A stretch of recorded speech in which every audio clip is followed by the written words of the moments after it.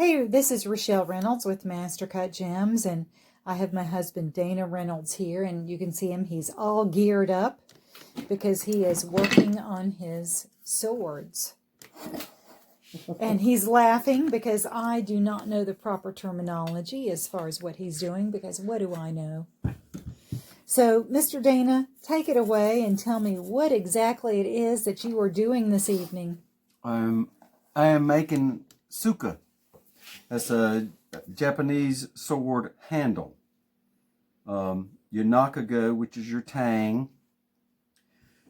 I usually make mine out of hard rock maple because all the ones of the old ones that I've taken apart that were hoe wood or like magnolia or a light softwood like poplar and stuff like that, they're always broken. So I've always made mine out of hard rock maple.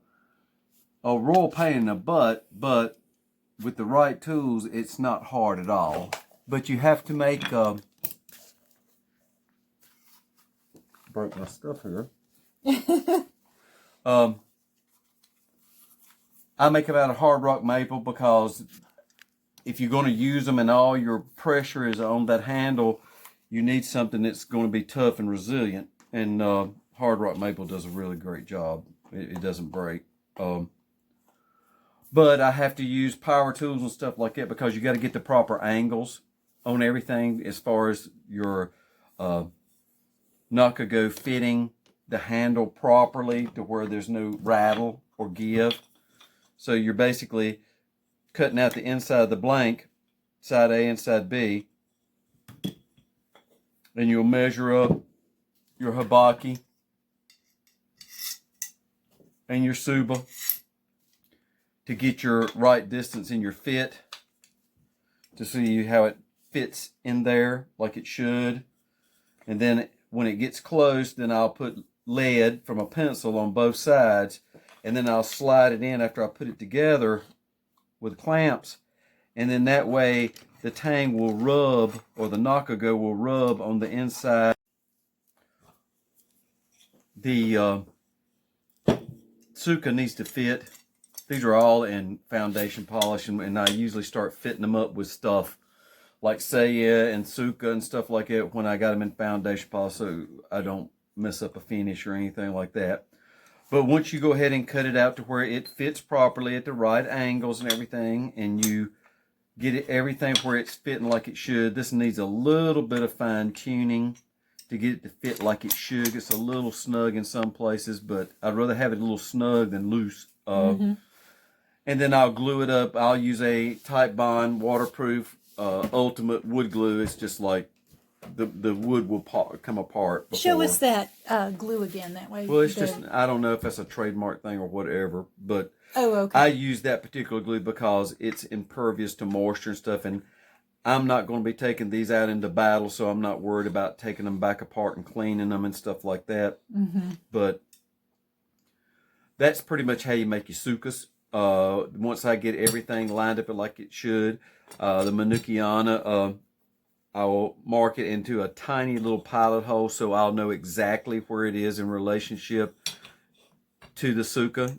That way when I start getting ready to put Sammy and stuff, when I drill it and everything, it'll be in the right orientation. So now how do you do that? You just open up one side and then put a pencil and mark it? I mean, how do you do that with your I'll mark hole? it, all right, like when it's ready before I glue it, I'll just come in and mark with a pencil on the inside of both sides. Make sure it's tied up against my sucker. There'll be a little bit of a gap. That's why I'll just put a tiny little pilot hole. That way when I add, your fuchi, kashir, and all that stuff, your gaps will be right. Show the camera, then that way they can see your So little there's dots a little hole there. Okay. And then I'll use like a very tiny drill bit, probably like a 1/16, something like that. And then I'll come in here and put it in the center. Drill that one. Drill that one. Now I know pretty much where the center of my Manukiana is on the nakago. So that way when I put it together, all that's going to be still there. Glue it. it'll all be lined up. That way, when I get ready to when I sand it down, the hole will still be there, so I don't lose any reference points. Then I will fit my Fuji and Kashira, make sure that my size is right and everything. Then I'll put my Sammy on. Then I'll do my Ito, or the wrap, put my Nukis in and all that stuff. And then you're done. But I'll do this on these and get them just roughed out, like that. Then the next thing I'll do is I'll go in and I'll make a saya for it, rough it out inside where everything's right. I won't finish the outside. And we'll show you guys the next time when Dana's doing the saya. Right now we're working on this part. Yeah. Why don't you show them the tools that you purchased? Because this is fairly simple. You just went to the hardware store and bought I went to Lowe's these. and I went and I've got the, this is the Dremel brand 4300 with a flex shaft attachment. And just your bits, they're not expensive. These are high-speed steel, but I've got carbide burrs and stuff. This works excellent. I mean, I don't really have to use any other thing, and I can cut it out exactly, fit it properly. Angles are good. It just works very well. You just have to make sure that you get one of these nice masks. Oh, yeah, you got to have a respirator because it is a fine dust, especially when you're working with hardwoods. And then I'll use my Optivisor so I can see close. And it's very simple. That's probably $120-$30 max. And you got your tools. And you make your own Suka. It's just work. But I over the last year, I probably bought 32, 36 Wakasashi. And all of them have gone through just a basic foundation to just make sure there was no Hagiri. Haman was there and all stuff. And they all turned out good. So now I'm making Suka, trying to fit up all these. We'll get Habaki for whatever doesn't have one. Subas, Fuchis, Kashiras, all that stuff. I was lucky that I had enough Suba bought over the last 15 years that I had probably 10, 12, but I've had to go back to my Japanese furniture guys and buy more Suba. Because I just got more storage than I got Suba, and they're all worthy of fitting up. You know, Haman's there, good, different patterns, shapes good, no Hagiri, no bends, no fatal flaws or anything like it. So they're all worth putting back like they should be. So if I'm going to restore it, I'll do it the right way. And what I'm trying to do, guys, is when I come down into Dana's man cave here, and I laugh about that, and we have our evening conversations, what I'm going to try to do is just start recording these videos, because we regularly have these conversations where he's telling me, his wife, what he's doing.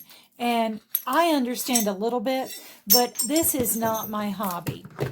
So that's why I'm trying to record these videos, so then that way everybody else that appreciates this can really understand what Dana's doing. If you have questions, send us an email, notify us, send us a notification. He's very good about answering emails. Now, let me tell you, we have an internet business, mastercutgems.com. We have a farm.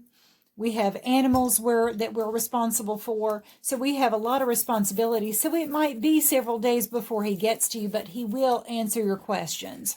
So, if it's a few days, just give it some time and he will get to you guys and answer questions. For sure keeps me busy. I do. We stay very, very busy here. They like to shop. Yes. We like to shop. But hey, all of you guys that have wives, you know how we are. Yep. But that's about it. Rochelle was just catching me down here. I was not prepared to do a video. She just come down there and started videoing, and I was like, oh, what are you doing? So this is what we're doing. I'm doing Sukas this evening. But this is what I have to do. I just have to kind of catch him when he's working, because he's always doing something just like me. Each one of us probably have 10 different hobbies where we're always doing something. So that's why I'm just trying to catch him while he's working. So if you guys have any questions, just tag him at the end of the video, and we'll get to you guys as soon as we can. Yes, because I have to go back to work because I need to get at least one a day done, and that'll still be 30 days to get all the suka made. So, So anyway, that's it. I'll close have out. a good evening, and I will be starting to make a racket. And I'll close out with you guys watching him. And that's it. Thanks a bunch. You can see the little black from the telephone. Yeah.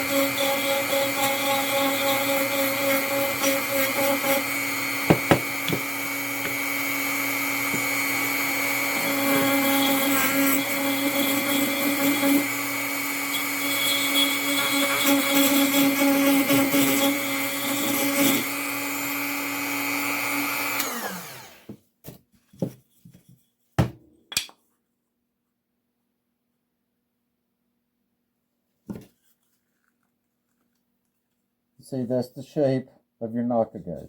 Mm-hmm. It's pretty easy. Yeah, I really like this a whole lot better than the chisels that I used to have to use. This is just making my work so much easier. And let's see, it's a good fit. No rattle. Good, snug fit.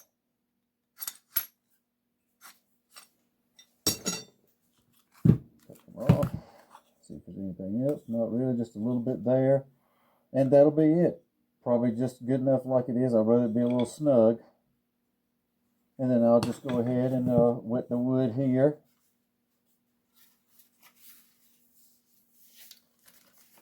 And glue it up. Let it glue and stay on the clamps overnight. And that's another one down. Hope y'all have a good evening and enjoy watching this entourage of work on all these blades.